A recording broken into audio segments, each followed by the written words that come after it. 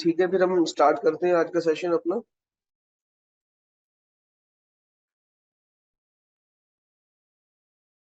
जी, last time हम auto companies की हमारे जो है ना मैच टाइप्स रह गए थे, तो वो हम स्टडी करते हैं। वो हमें आज करना है स्टडी, और उसके बाद फिर हम सेलर सेंटर पे देखते हैं इन्वेंट्री मैनेजमेंट, ऑर्डर मैनेजमेंट और बाकी चीज़ें, और हेल्थ इश्यूज से रेलिवेंट चीज़ें जो है वो हम इसको स्टडी करते हैं। ये जब हम क्रिएट कंपेन्स में जाते हैं, ये स्पॉन्सर प्रोडक्ट्स में, उसके बाद यहाँ पे हम ऑटो कंपेन चला रहे होते हैं, ऑटोमेटिक टारगेटिंग। ठीक है, इसके अंदर हमारे पास ये तीन टेक्निक्स आती है। ये है सेट डिफॉल्ट, ठीक है। इसके अंदर आता है ये चार। जब हम नीचे वाला set bids by targeting group, यहाँ पे हम अलग अलग भी मेंशन कर सकते हैं। ठीक है, ये चारों चीजें क्या है? Close match, loose match, substitute और कम्प्लीमेंट्स। ये क्या चीजें होती हैं इसको भी हम देखते हैं।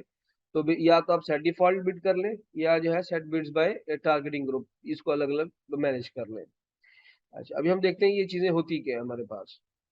एक शॉर्ट सा इंट्रोडक्शन दिया हुआ है विद एग्जांपल्स कि क्लोज मैच बेसिकली ऐसा कीवर्ड या ऐसा अगर हमने प्रोडक्ट टारगेटिंग किया तो हमारा वो ऐसे हो जाएगा।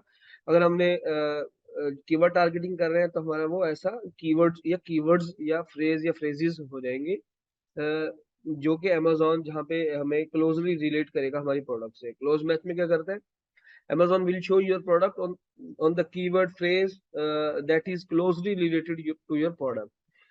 ये किस तरह क्लोजली रिलेट कर रहे हैं? आगे एग्जांपल भी दी हुई है कि अगर मेरे पास पिज्जा पील है, और उसके अगेंस्ट मैंने अपनी प्रोडक्ट को जो है वो कर रहा हूँ, अगेंस्ट कीवर्ड टारगेट कर रहा हूँ, तो अब ये देखें कि अमेजोन का जो एल्गोरिदम है वो मुझे पिज्जा पील सेट या सेट्स के रेलिवेंट जो है ना मेरी प्रोडक्ट दिखाना शुरू कर देगा इस कीवर्ड पे।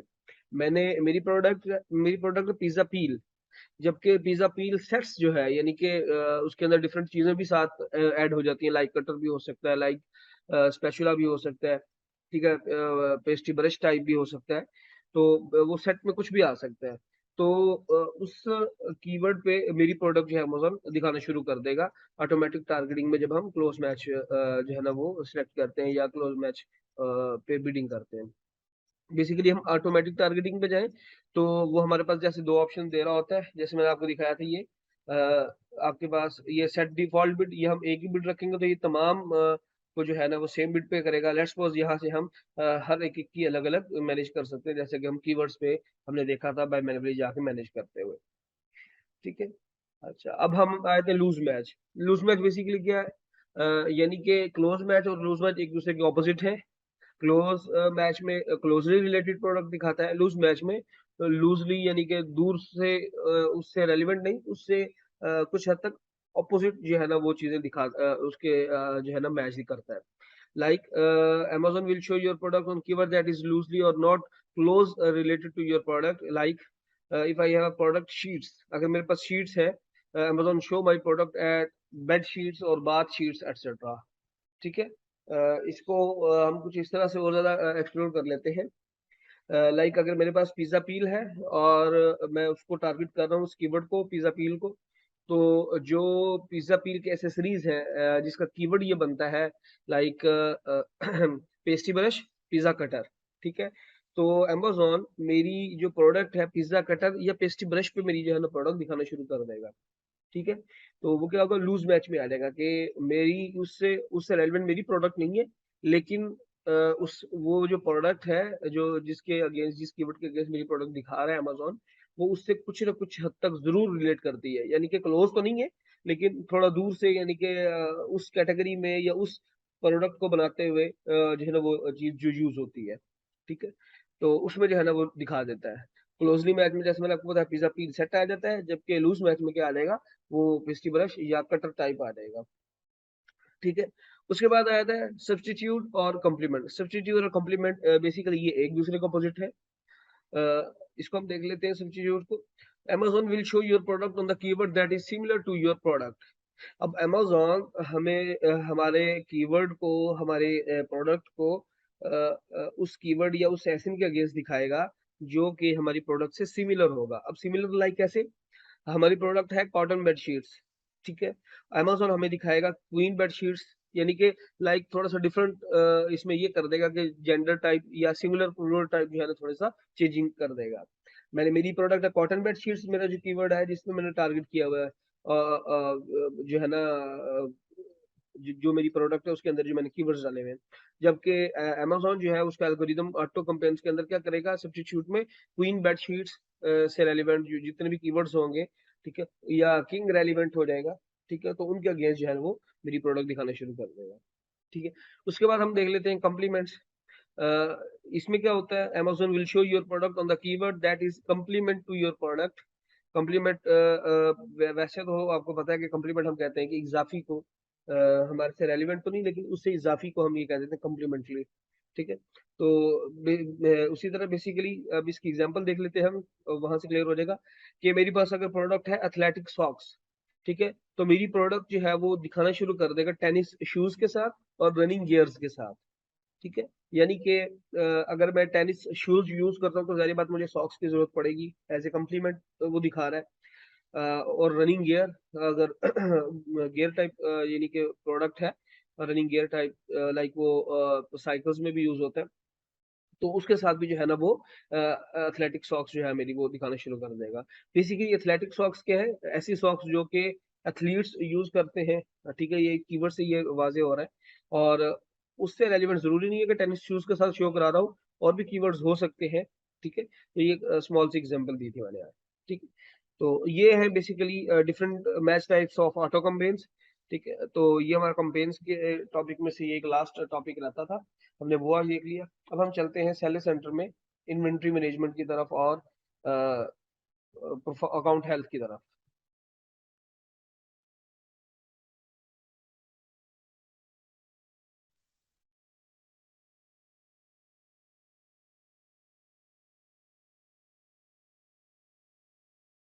जी, अब ये देखिए, ये हमारे पास एक सेलर सेंटर है, ये एफबीएम सेलर सेंटर है, इसको हम देख लेते हैं। यहाँ से मैं इसकी परफॉर्मेंस अकाउंट हेल्थ पे चले जाता हूँ। जी, अच्छा, अब आपके सामने जो हमारे पास ये अकाउंट है, ये एफबीएम अकाउंट है, जैसे मैंने पहले बताया। एफबी अकाउंट के स्टैट्स से कुछ डिफरेंट होते हैं। ये एफबीएम अकाउंट है, ये भी बताना जरूरी है आपको कि इसमें किस तरह के इश्यूज आ सकते हैं। जबकि एफबी अकाउंट के अंदर हमारे पास ये डिलीवरी परफॉर्मेंस का जो पेज है, ये वाली side right and left side, customer service performance जो साइड है, ठीक है, ये दोनों साइड पे ये मतलब इशू नहीं आ रहे होते जैसे कि यहाँ पे शो हो रहे हैं, ठीक है। डिलीवरी परफॉर्मेंस भी एफबीएम पे इशू आ रहा होता है, ठीक है। और वैसे तो जब हम हमारी प्रोडक्ट एफबी होती है तो हमें इससे रेलिवेंट कोई इशू नहीं आता होता, पर हेल्थ से रेलिवेंट सिर्फ हमें एक इशू आता है, वो ये कि अगर हमारे पास नेगेटिव रिव्यूज आ रहे हैं हमारी प्रोडक्ट को लेके, हमारी प्रोडक्ट की क्वालिटी अच्छी नहीं है या किसी भी वजह से नेगेटिव रिव्यू आ रहे हैं, तब हम ओडीआर में आ रहे होते हैं। अदरवाइज हमारा एफबी में मोस्टली हमारा इससे रेलिवेंट कोई इशू नहीं आ रहा होता, ठीक है। अब हम वन बाय वन स्टडी करते हैं। बेसिकली ये अब हमारे पास ये पोर्शन है, ये दो, अगर आपके कस्टमर सर्विस परफॉर्मेंस और डेली परफॉर्मेंस का ये जो कॉलम बना हुआ है, ये जो इनमें परफॉर्मेंसेस हैं, इसमें कस्टमर सर्विस जो हम प्रोवाइड करते हैं, उसके बाद डिलीवरी परफॉर्मेंस जो है हमारी, अगर इनमें कोई इशू आता है तो हमारा अकाउंट सस्पेंड हो सकता है, हो जाता है, ठीक है। ये एक हद तक वार्निंग देता है। अगर हमारा पॉलिसी कंप्लायंस के अंदर अगर कोई इशू आता है, लेट्स सपोज यहाँ पे 4 है, यहाँ पे अगर 150 अबव भी हो जाते हैं तब भी कोई इशू नहीं है, यानी कि पॉलिसी कंप्लायंस वाले जो कॉलम पे कभी भी अकाउंट सस्पेंड नहीं होता होता, कस्टमर सर्विस और डिलीवरी परफॉर्मेंस के ऊपर अकाउंट सस्पेंड हो जाता है। अच्छा, सबसे पहले हम ये देखते हैं ऑर्डर डिफेक्ट रेट। अच्छा, ऑर्डर डिफेक्ट रेट के अंदर क्या होता है, बेसिकली डिफेक्शन है ऑर्डर की, कि ऑर्डर किसी भी वजह से डिफेक्ट हो सकता है, आपने टाइम पे नहीं पहुंचाया, नेगेटिव फीडबैक आ गया, या आपने जो है जब आपने पहुंचाया तो वो डैमेज था, ठीक हो गया, या अगर आपकी जो क्लाइंट ने डिमांड की थी या कस्टमर ने डिमांड की थी प्रोडक्ट, वो उसको नहीं डिलीवर हुई, यानी कि उसकी एग्जाम्पल कुछ इस तरह से कि अगर उसने उसको चाहिए है सिलिकॉन किचन यूटेंसिल्स, ठीक है, और आपकी लिस्टिंग है सिलिकॉन किचन यूटेंसिल्स की, और गलती से आपने डिलीवर कर दिया है या अमेजोन ने डिलीवर कर दिया है, लाइक सिलिकॉन की थी, आप प्लास्टिक डिलीवर कर दी है, तो वो क्या होगा, चार्जबैक क्लेम कर देगा, यानी कि जो उसने टारगेट थी उसकी प्रोडक्ट उसने जो लेनी थी वो उसके पास नहीं पहुंची, उसके अलावा कोई और आ गई, तो वो चार्जबैक क्लेम कर सकता है आपसे, ठीक है। या अगर आपने किसी भी प्रोडक्ट की, लेट्स सपोज मैं ये कह देता हूँ कि मैं पॉली बैग या इससे रेलिवेंट कोई चीज जो है ना सेल कर रहा हूँ, या जो हमारे पास ये जो डिस्पोजेबल रैप होता है ना, जिसको हम कहते हैं बबल रैप टाइप कहते हैं, तो वो अगर मैं सेल कर रहा हूँ, उसकी लेट्स सपोज मैंने गारंटी दी हुई है कि जो है ना ये अगर आप किसी भी चीज को रैप करके रखेंगे और 40 डेज के अंदर जो है ना ये आपका रैप खराब नहीं होगा, पर उससे पहले हो जाता है।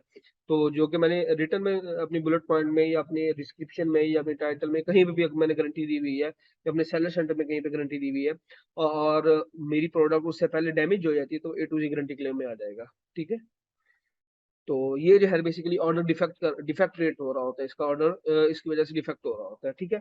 अच्छा, अब ये देखें सेलर फुलफिल ये 2.27 आ रहा है, जबकि इसकी लास्ट 60 डेज के अंदर जो है ना आपने इसकी परसेंटेज अंडर 1 रखनी होती है।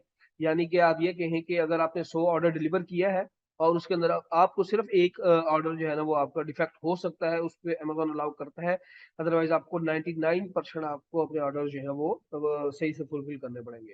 ये देखिए, ये दो पोर्शन आ रहे हैं, एक हमारे पास सेलर फुलफिल का आता है और एक अमेजोन फुलफिल का आता है, फुलफिल बाय अमेजोन। तो मोस्टली एफबी अकाउंट पे ये इशू बहुत कम आ रहा होता है, ये वाले, ठीक है, एन ही आ रहा होता है नॉट अवेलेबल, लेकिन अगर नेगेटिव फीडबैक वगैरह आ सकते हैं अगर आपकी प्रोडक्ट ठीक नहीं है तो, अदरवाइज इसका भी इतना कोई लिंक नहीं होता, ठीक है। अच्छा, उसके बाद हम ये नेगेटिव फीडबैक ये क्लियर हो गया, A to Z guarantee claim clear हो गया, और चार्जबैक क्लेम किस वजह से आता है, और लास्ट में आ रहा है इनवॉइस डिफेक्ट रेट, ठीक है।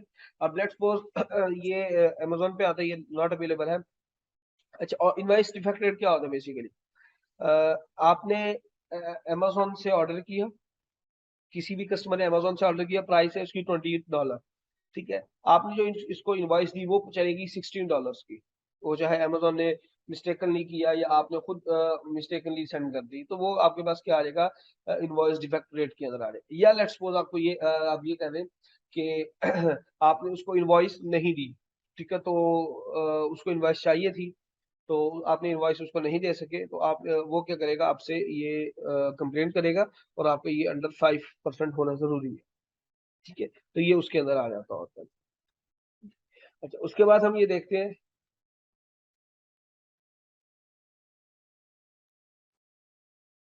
जी अब ये इसको थोड़ा सा और आपको मैं दिखा देता हूँ।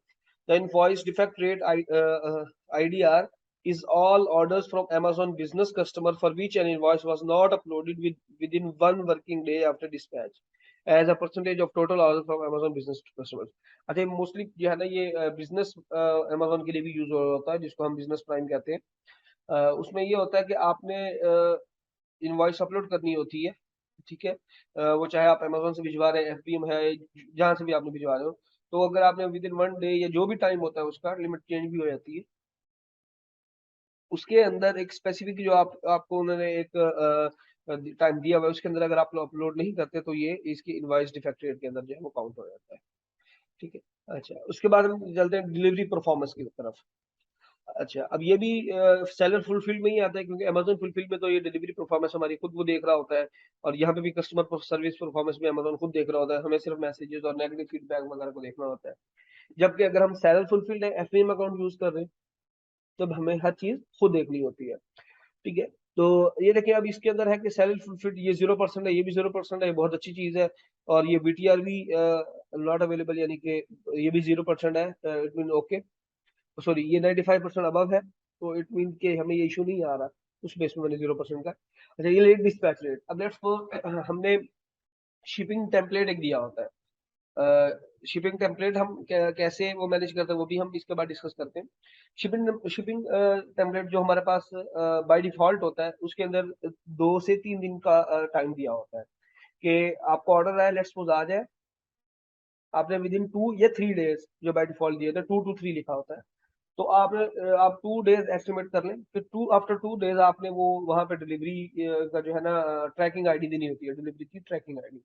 अगर आपने नहीं दिया, लेट्स सपोज आपका टाइम था इवन 8 o'clock, और आपने जो है ना 8 जो है ना आफ्टर 8 o'clock दिया, यानी कि 8:01 पे आपने जो है ना डिलीवरी वो की ट्रैकिंग आईडी दी है, तो आपका जो है ना वो डिलीवरी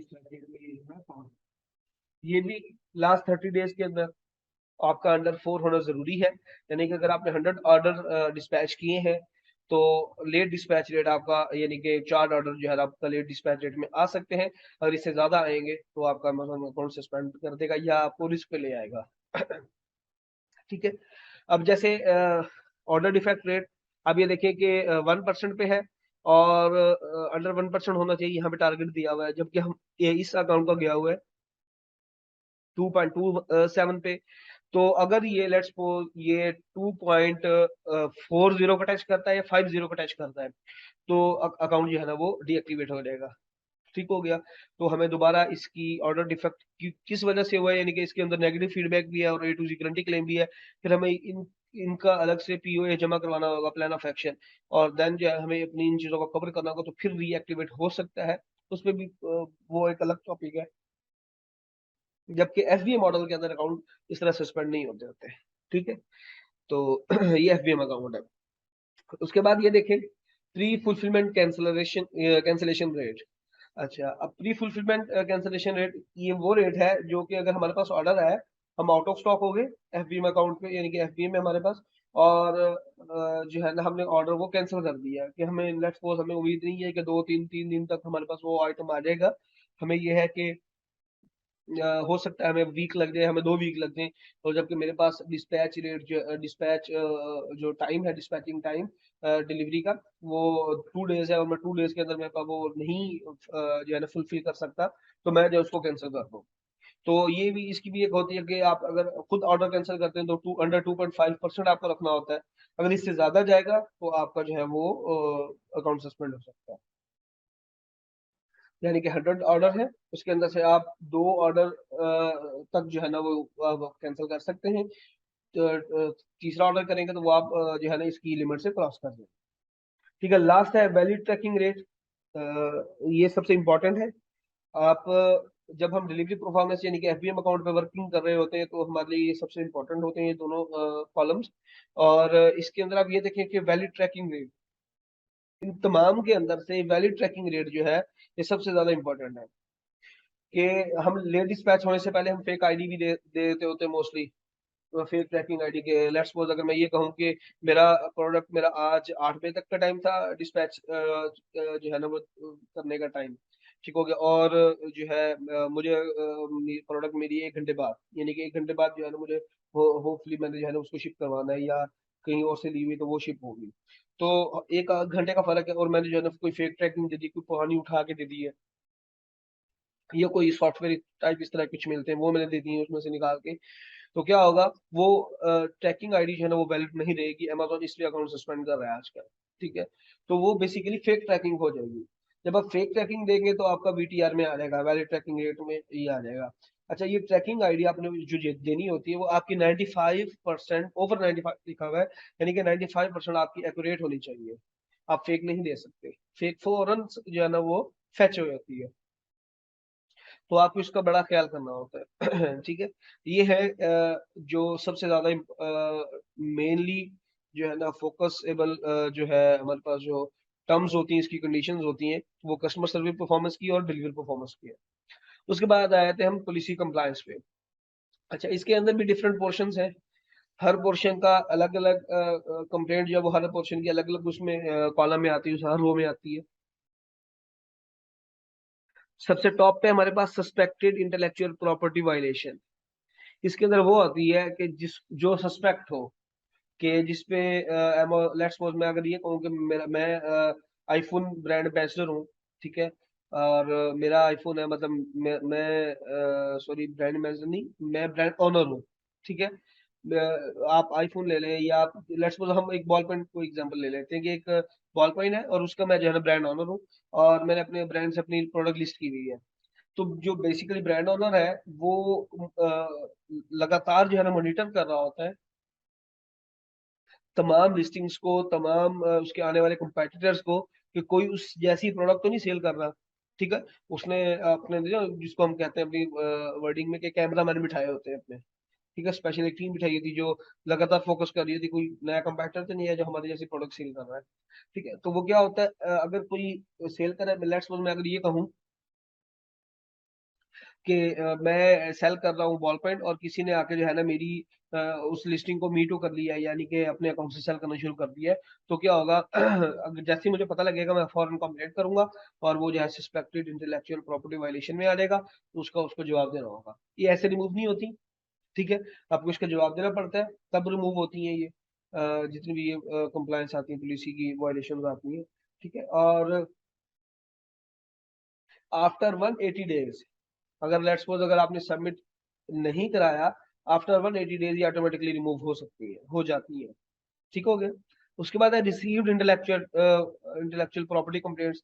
एक तो है सस्पेक्टेड, ठीक है, शक व शुबहात में, और एक है रिसीव्ड, यानी कि ये साबित हो चुका है कि प्रॉपर्टी कंप्लेंट है, यानी कि ये जो है ना किसी और को ब्रांड मैंने अपने से लगाया हुआ है। तीसरा है प्रोडक्ट ऑथेंटिसिटी कस्टमर कंप्लेंट, यानी कि जो लेट्स सपोज कस्टमर ने कॉल की थी, सीपीयू का लेट्स सपोज 2.8 का प्रोसेसर किया था और मैंने 3.2 का भेज दिया, तो वो क्या होगा, प्रोडक्ट ऑथेंटिसिटी कस्टमर कंप्लेंट में आ रहा है, ठीक है। अच्छा, नेक्स्ट है प्रोडक्ट कंडीशन कस्टमर कंप्लेंट्स, ठीक है। अब कंडीशन सेम उसी तरह के, लेट्स सपोज उसने न्यू की डिमांड की है, मैंने लिस्टिंग न्यू की हुई है और मैंने उसको जो है वो अपना ओल्ड या यूज लाइक न्यू भेज दी है, तो वो जो है जो कंप्लेंट करेगा तो वो इसमें प्रोडक्ट कंडीशन कस्टमर कंप्लेंट में आ जाएगी।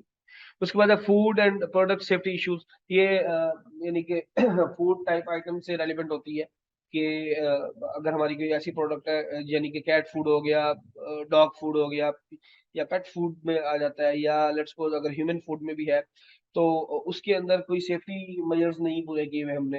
लेट्स सपोज अगर मैं ये कहूँ कि कैट फूड है वो एक्सपायरी है और वो चली गई किसी को, तो ये इसके अंदर जो है ना food and product safety issues में जो है कंप्लेंट आ जाएगी। उसके बाद है लिस्टिंग पॉलिसी वायलेशन।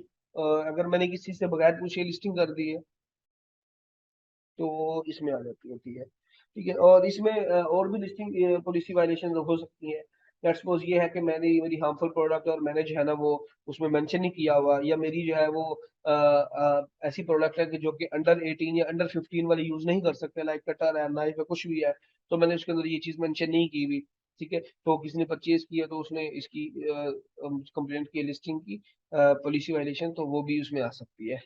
उसके बाद है रिस्ट्रिक्टेड प्रोडक्ट पॉलिसी वायलेशन। ये भी उसी लाइक उसी से रेलिवेंट है नाइफ से कि वो रिस्ट्रिक्ट है इस टाइम, और मैंने वो लिस्ट किया हुआ है और उस पे एक दो दफा कंप्लेंट आई है, मैंने उसको जो है ना अ, उस पे अमल नहीं किया, यानी कि उसको अपना रिपेयर नहीं करवाया अगर उसमें कोई इशू है प्रोडक्ट में, ठीक है। या अगर मैं ये कहूँ कि लेट्स सपोज अमेजोन जो है ना वो इस चीज को देखता है कि आपको किसी भी कस्टमर का मैसेज आता है, आपने विद इन 24 आवर्स उसको जवाब देना होता है, उसको सेटिस्फाई करना होता है, चाहे आपको रिफंड करना पड़े जैसे भी, ठीक है। अगर आप उसको रिफंड नहीं कर सकते या अगर आप राइट पे हैं तो तभी आपको मोस्टली रिफंड करना होता है, लेकिन अगर आप लेट्स सपोज राइट पे हैं, आपकी प्रोडक्ट में इशू नहीं है, तो अब जो है ना वो अमेजोन से आप केस ओपन कर सकते हो, तो अमेजोन उसको डील करेगा। अदरवाइज जो है वो आपको पॉलिसी वायलेट करवा देगा, और या जो है ना आपका कस्टमर सर्विस परफॉर्मेंस या डिलीवरी परफॉर्मेंस जो भी आपका इशू आ रहा है उसमें आ जाएगा। तो रिस्ट्रिक्टेड में ये हो जाता है कि जैसे मैंने आपको पहले एग्जांपल दी कि वो प्रोडक्ट है कि जो है ना वो अंडर 18 यूज नहीं कर सकते, तो मैंने जो है ना वो लिस्ट कर दी अंडर 15 की, तो वो रिस्ट्रिक्टेड में भी आ जाएगा कि रिस्ट्रिक्टेड थी अंडर 15 के लिए, लेकिन अंडर 15 वाले ने बाय कर ली, तो वो उसकी कंप्लेंट कर दी किसी ने, तो वो जो है रिस्ट्रिक्टेड में आ जाएगी। जी, customer product reviews policy violation, ये नेगेटिव रिव्यूज, ठीक है, कि मैं अच्छा इसमें इस पॉलिसी वायलेशन में काफी सारी चीजें आ जाती हैं customers product reviews policy violation में।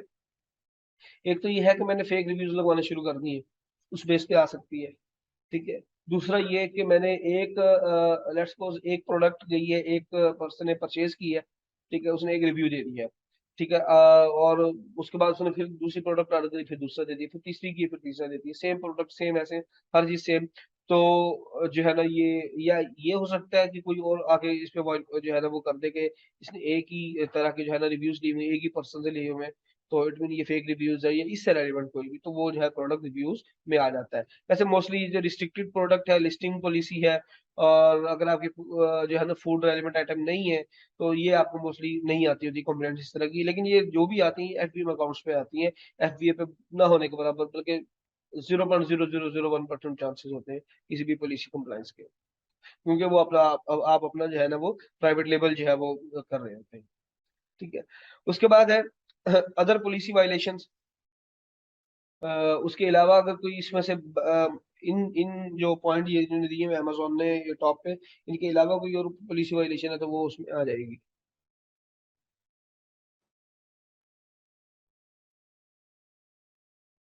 अच्छा, ये देखें, ये जैसे ये कुछ एक पॉलिसी की आई हुई है, कंप्लेंट्स आई हुई है। रीजन बताया हुआ है, काउंटरफेल्ड विदाउट अ टेस्ट बाय, ये जो डिलीवर हुआ है। ठीक है, ये लिस्टिंग जो है ना, एक्शन क्या टेकन किया उसने, उसने जो है वो रिमूव कर दिया लिस्टिंग। ठीक है, अमेजोन इस तरह जो है वो रिमूव कर देता है। यहाँ पे हम सबमिट न्यू इन्फॉर्मेशन करेंगे तो वो हमारी उसको व्यू करेगा, तो अगर ओके होगी तो हमारी जो है ना लाइव कर देगा, अदरवाइज हमारी लिस्टिंग रिमूव कर ही रहेगी। ठीक है। अच्छा, अब हम देखते हैं शिपमेंट प्लान। यहाँ पे आपके पास ये शिपिंग सेटिंग, यहाँ से आपने ओपन कर लेनी है। अच्छा जी, ये आपके पास शिपमेंट प्लान है। ये आपके पास UK template, migrated template, basically जो बाय डिफॉल्ट होता है वो माइग्रेटेड टेम्पलेट होता है। ये हर मतलब कंट्री या स्टेट का जो है ना डिफरेंट होता है, तो उसके हिसाब से इसके रीजन्स वगैरह दिए होते हैं। यहाँ पे दिया हुआ है रीजन में इंग्लैंड वेल्स दिया हुआ है, 2 से 3 दिन के अंदर डिलीवरी होगी, कोई एक्स्ट्रा चार्ज नहीं है। बाय डिफॉल्ट जो है ये 3 to 5 डे डिलीवरी है इन जो है ना उसमें रीजन्स में, और उसमें भी कोई चार्ज नहीं है। तो ये नीचे वाले जो रीजन, स्कॉटलैंड और स्कॉटलैंड के कुछ एक स्टेट्स आ जाती हैं, आइलैंड्स, जिसमें है शेटलैंड आइलैंड या आइल ऑफ मैन एक्सेट्रा, तो वो उसके अंदर 5 से 10 दिन के अंदर डिलीवरी है, उसमें कोई चार्ज, ये है बाय डिफॉल्ट। तो ये आप अपना भी अपने हिसाब से भी बना सकते हैं। ठीक है, जो कि इसने बनाया हुआ है। Arrange delivery require you carrier और you to schedule to deliver of the item within customer in 2 business days from the order date. अच्छा, इसके अंदर ये क्या है, ये इसी जो है ना स्कॉटलैंड, स्कॉटलैंड एम्ब्रीन और स्कॉटलैंड आउटर, इन उसके अंदर इन स्टेट्स या इन जो है ना उस एरियाज के अंदर जो है वो 2 to 5 डेज के अंदर है। 3 to 5 डेज के अंदर जो है डिलीवरी है, ट्रांजिट टाइम। और उस पे एक्स्ट्रा चार्ज सिर्फ 45 है स्कॉटलैंड सेकंड लास्ट पे, सेकंड वाले पे, और 35 है लास्ट वाले पे। ठीक है, ये उसने अपने अकॉर्डिंग जो है ना सेट की हुई है क्लाइंट ने, या जो भी है सेलर सेंटर का ओनर उसने। ठीक है। इसी तरह ये आप न्यू भी अपनी तरफ से क्रिएट कर सकते हैं, यहाँ से क्रिएट न्यू शिपिंग टेम्पलेट। ठीक है। उसके बाद ये देखें, ये जो बाय डिफॉल्ट आ रहा होता है, यहाँ पे ये देखें, ये आ रहा है डिफॉल्ट हैंडलिंग टाइम 2 days। ठीक है, यहाँ से आप चेंज भी कर सकते हैं। और है ऑर्डर हैंडलिंग कैपेसिटी, ये कितने डेज तक जो है ना आप इसको हैंडल कर सकते हैं, या कितनी कैपेसिटी है आपके वेयर हाउस की, या आपके जहाँ पे भी आप मैन्युफैक्चर कर रहे हैं, कितने दिन तक आप जो है ना वो ऑर्डर को हैंडल कर सकते हैं। ठीक है, तो ये आपने उसके अकॉर्डिंग सेट करना होता है। अच्छा, उसके बाद ये आपके पास ये रिपोर्ट्स का कॉलम है। यहाँ से आप रिपोर्ट्स जो है ना वो जो है जनरेट कर सकते हैं। लाइक पेमेंट की रिपोर्ट हो सकती है, अमेजोन सेलिंग काउच, ये मोस्टली नहीं यूज करते हम। उसके बाद बिजनेस रिपोर्ट्स हो सकती हैं, बिजनेस रिपोर्ट्स लाइक सेल कितनी हुई है। उसके बाद फुलफिलमेंट बाय अमेजोन, इस पे तो नहीं है, लेकिन अगर फुलफिलमेंट है हमारी तो हम इस पे देख सकते हैं कि कौन सी प्रोडक्ट कब आई है। एडवर्टाइजिंग रिपोर्ट, जो हम कंपेन्स मैनेज कर रहे होते हैं उसकी रिपोर्ट देख सकते हैं। कस्टम रिपोर्ट कोई और रिपोर्ट भी हो सकती है। उसके बाद टेक्स्ट डॉक्यूमेंट्री, ये भी हम यहाँ से डाउनलोड कर सकते हैं।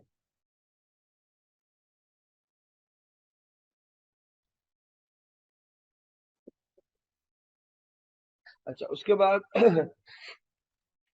लास्ट वाला हमारा आज का टॉपिक, कि एफबीए शिपमेंट हम किस तरह मैनेज करते हैं, मैनेज एफबीए शिपमेंट।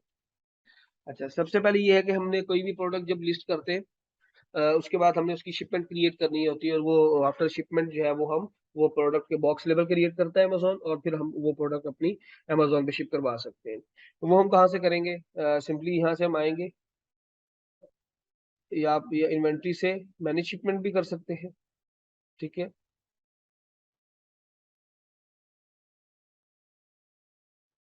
यहाँ से आके क्योंकि इसमें नहीं है कोई लिस्टिंग, तो इस वजह से यहाँ पे ऑप्शन नहीं दे रहा। यहाँ से ये देखें, ये सेंड टू अमेजोन पे जाएंगे आप, ठीक है। और उसके बाद यहाँ से आपने सेलेक्ट करना है SKU। यहाँ से आपने पहले SKU सेंड करना है, SKU रेडी टू सेंड, क्योंकि यहाँ पे हमने कोई भी अमेजोन जो है ना वो नहीं की हुई, तो अमेजोन पे लिस्ट जो है इसी वजह से यहाँ पे नहीं दे रहा ऑप्शन। अच्छा, यहाँ पे सिलेक्ट फ्रॉम लिस्ट, यहाँ से आपने एड्रेस सिलेक्ट करना होता है, सिलेक्ट एन एड्रेस। यहाँ से आपने ऐड कॉन्टेक्ट, यहाँ पे आपने एड्रेस ऐड करना है, ठीक है। यहाँ पे आपका एड्रेस आ जाएगा। और उसके बाद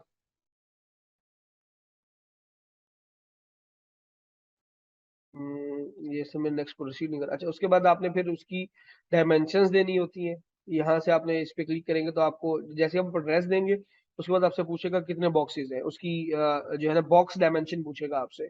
आप बॉक्स डायमेंशन देंगे और एक बॉक्स के अंदर कितने यूनिट्स हैं वो आप यहाँ पे देंगे, तो आपको ये ऑटोमेटिकली टोटल कैलकुलेट यूनिट कर देगा। देन आपने उसको नेक्स्ट प्रोसीड करेंगे तो आपके पास शिपिंग लेबल क्रिएट कर देगा, ठीक है। उस देन सॉरी उससे पहले आप SKU देंगे। SKU देने के बाद कंफर्म शिपिंग करेंगे अपना। आपको ये अमेजोन अपना बाय डिफॉल्ट जो आपने एड्रेस दिया होगा उसके करीब तरीन वाला वेयर हाउस देगा, ठीक है। वहां पे आप कंफर्म शिप करेंगे, उसके बाद फिर यहाँ से प्रिंट बॉक्स लेबल करेंगे।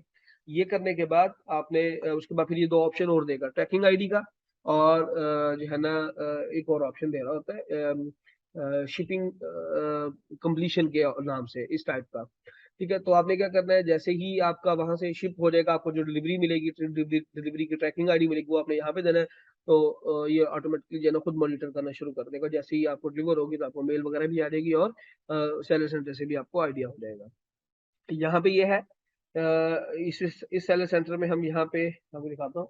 यहाँ पे हम खुद अपनी क्वांटिटी मैनेज कर रहे होते हैं। लाइक यहाँ पे मैंने 4 लिखा हुआ है, ये भी 4 4 4, ठीक है। जबकि जो अमेजोन की लिस्टिंग होती है हम यहाँ पे एडिट कुछ नहीं कर सकेंगे। जो हम बॉक्स लेबलिंग के थ्रू अमेजोन को भिजवाएंगे, वो अमेजोन ऑटोमेटिकली यहाँ पे ऐड खुद ब खुद कर देगा। हम यहाँ पे कोई भी चेंजिंग नहीं कर सकते, सिर्फ हम अपनी प्राइस या कंपेन्स या बाकी चीजें जो है वो मैनेज कर सकते हैं, क्वांटिटी को हम कुछ नहीं कर सकते, ठीक है। तो ये था आज का हमारा सेशन, जो कि प्रैक्टिकल या थ्योरेटिकल का लास्ट सेशन था। और इसके बाद आपका सेशन होना है फ्रीलांसिंग पे, कि हमने स्टार्ट कैसे करना है काम। वो होपफुली अनाउंस हो जाएगा आपको, कल हो या नेक्स्ट वर्किंग डे में हो, जब भी होगा। तो इस पूरे कोर्स से रेलिवेंट अगर आपको किसी को भी क्वेश्चन है तो वो मुझसे पूछ लें।